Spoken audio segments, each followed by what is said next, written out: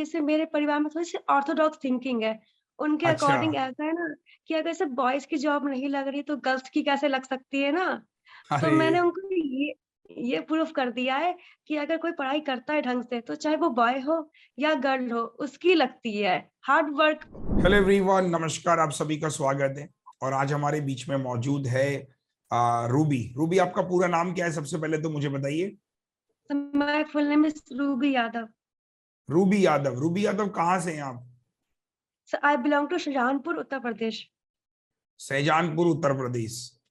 Yes ठीक sir. है। अच्छा रूबी, मुझे एक चीज और बताओ कि अभी आपका सिलेक्शन कौन से बैंक में हुआ है? Sir I am selected as a clerk in Canara bank. Canara bank में सिलेक्शन हुआ है। अच्छा, आप कितने सालों से या कितने समय से आप तैयारी कर रहे हो? सर मैंने प्रिपरेशन स्टार्ट की थी 2019 के एंड में। 19 के एंड में, मतलब 20 से आप, मतलब 1 साल हुआ है आपको तैयारी? 20 और 21, 2 साल हुए हैं। Yes sir. अच्छा, इससे पहले कोई फेलियर आपने देखा, लाइक मतलब फर्स्ट अटेम्प्ट था या फिर सेकंड अटेम्प्ट था ये? सर ये मेरा सेकंड अटेम्प्ट था। सेकंड अटेम्प्ट था।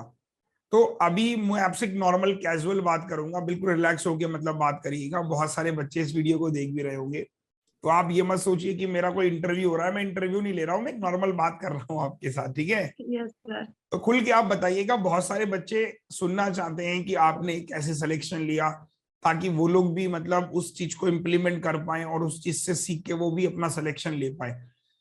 तो यस रूबी, सर। सबसे पहले तो आप ये बताइए, घर वाले कैसे हैं? आपके घर वाले खुश हैं? यस सर, बहुत ज़्यादा। अच्छा, फैमिली में कौन कौन है आपकी? सर मेरी फैमिली मम्मी, पापा, 2 बहन और 1 भाई। 2 बहन और 1 भाई। तो अभी घर वालों का यस क्या सर। कहना है कि मतलब सिलेक्शन हो गया फाइनली? तो आप बाकी घर में और क्या क्या करते हैं लोग बाग? सर मेरे पापा रिटायर्ड गवर्नमेंट एम्प्लॉयी हैं और ओके। भाई अभी स्टडी ही कर रहा है और बहन भी स्टडी कर रही है। ओके। तो अभी मतलब फैमिली में अगर मैं कहूँ तो आपकी सबसे पहले जॉब लगी है? Yes sir. सर मैं आपको यही बताना चाहती हूँ कि इससे मेरे परिवार में थोड़ी-सी ऑर्थोडॉक्स थिंकिंग है। उनके अच्छा। अकॉर्डिंग ऐसा है ना कि अगर जैसे बॉयज़ की जॉब नहीं लग रही तो गर्ल्स की कैसे लग सकती है ना? तो अरे! मैंने उनको ये प्रूफ कर दिया है कि अगर कोई पढ़ाई करता है ढंग से तो चाहे वो बॉय हो या गर्ल हो, उसकी लगती है। हार्ड वर्क करने वालों की ही लगती है।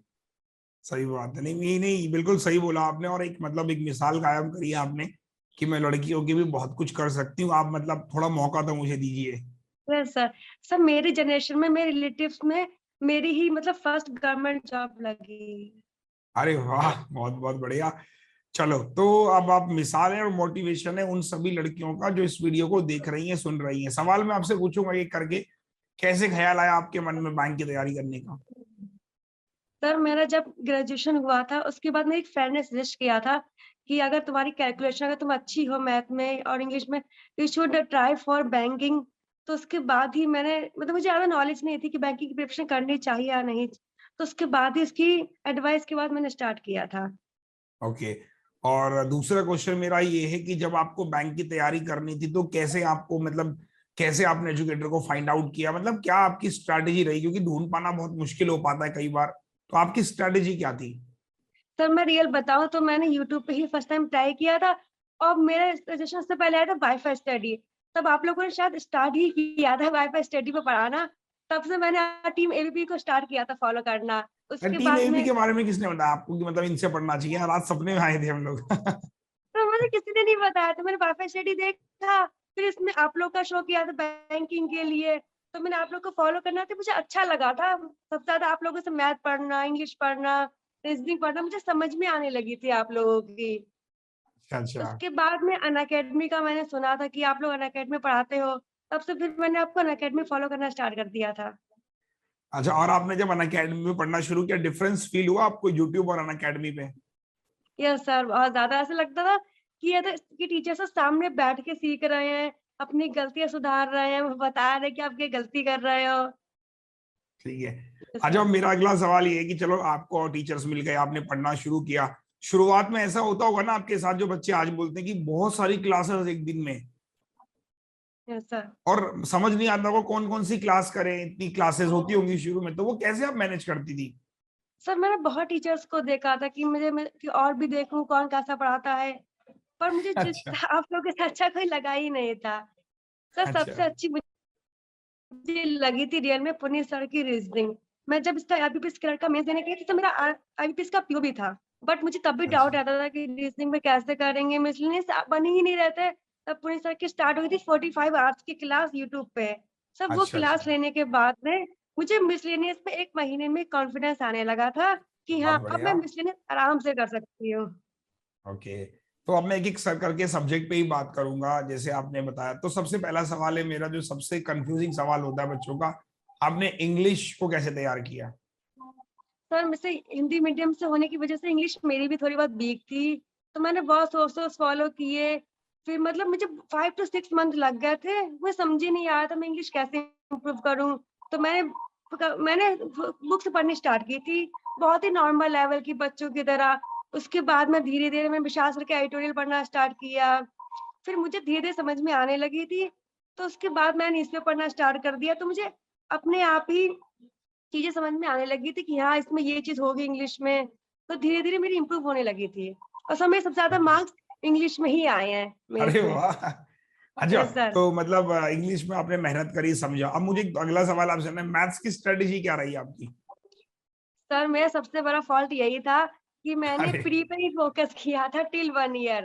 तो मुझे ओके, ये लगता था कि प्री निकल जाएगा, तो मेंस निकल ही जाएगा। मैंने बहुत मेहनत की, मतलब मेरे सारे कॉन्सेप्ट भी क्लियर हो गए, लेकिन ठीक मेरा है। प्री निकला ही नहीं था। अच्छा, फिर तो ऐसा था मैथ्स फिर में मतलब मैथ्स में आपको क्या लगता था कि मतलब कहाँ से शुरू करूं? अर्थमेटिक, डीआई, बच्चा बोलता है अर्थमेटिक तो समझ ही नहीं आता। आपकी क्या स्ट्रेटेजी रही अर्थमेटिक को लेके? सर मुझे भी अर्थमेटिक नहीं समझ में आए थे, ऐसा मानिए मैंने आपकी जो क्लासेस होती थी वो मैं 2-2 3-3 बार देखी कॉन्सेप्ट समझने के लिए सिर्फ। ओके, फिर धीरे जब मेरे कॉन्सेप्ट स्ट्रॉन्ग होने लगे, फिर मैंने मॉक देना स्टार्ट किए। तब जब उसमें गलतियाँ कर कर के आपके फिर कॉन्सेप्ट मैंने देखे, तो मुझे बिल्कुल ही सब कॉन्सेप्ट क्लियर हो गए, तो मेरी मैथमेटिक अपने आप ही स्ट्रॉन्ग होनी चालू हो गई थी। बहुत बढ़िया। अच्छा, अब मेरा अगला सवाल है आपसे, बहुत अच्छा सवाल जो होने वाला है कि अर्थमेटिक आपने मल्टीपल टाइम्स कॉन्सेप्ट्स देखे, मल्टीपल टाइम रिवीजन किया, डीआई में यस सर। आपने कैसे मतलब अपने आप को इम्प्रूव किया? सर डीआई में भी मैंने यही किया कि जैसे आपसे पहले तरीके सीख लिए कि कैसे-कैसे डीआई को सॉल्व करना हर टाइप से। फिर मैंने मॉक देना स्टार्ट कर दिया। उसमें भी बहुत टाइम तक मुझसे प्री के ही डीआई नहीं बनते थे। फिर कॉन्सेप्ट देखे, बार-बार मल्टीपल टाइम्स मैंने प्रैक्टिस की डीआई की, तो मुझे कॉन्सेप्ट इतने क्लियर हो गए थे कि अब मैं मेंस लेवल की डीआई भी ईज़िली बन जाती है मुझसे। ओके, अब अगला सवाल है मेरा जीए को लेकर। जीए मतलब कहते चलो इंग्लिश आपने कर लिया, मैथ्स भी आपने प्रैक्टिस कर करके अच्छा किया, जनरल अवेयरनेस का मतलब कैसे आपको लगा कि जनरल अवेयरनेस मुझे पढ़ना चाहिए? क्या आपकी अप्रोच रही जीए को लेकर? सर जीए का तो मेन यही होता है कि आप कितने मल्टीपल टाइम इसको रिवीजन करोगे, आप बिल्कुल। उसके कितने ज़्यादा बस आपको ये अगर आप डेली जीए पढ़ते हो, आपने मॉर्निंग में किसी के वीडियो देख लिए या फिर किसी के पीडीएफ से पढ़ा है, तो आपको डेली एक टाइम इवनिंग में उसका रिवीजन करना चाहिए और एक बार मल्टीपल रिवीजन के लिए आपको एमसीक्यू ज़रूर देने चाहिए।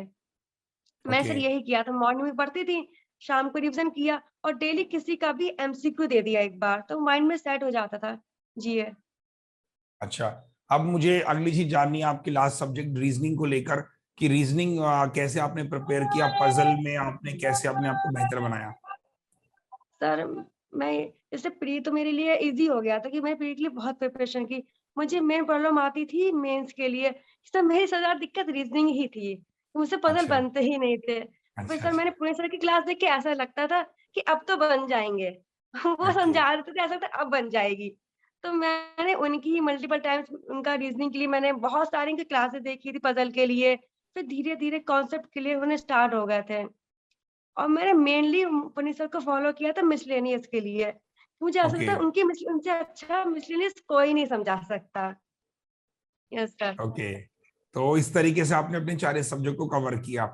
तो यस सर। फाइनली आपने आईबीपीएस क्लर्क में क्वालिफाई किया। पीओ वगैरह के एग्जाम्स में क्या रिजल्ट रहा आपका?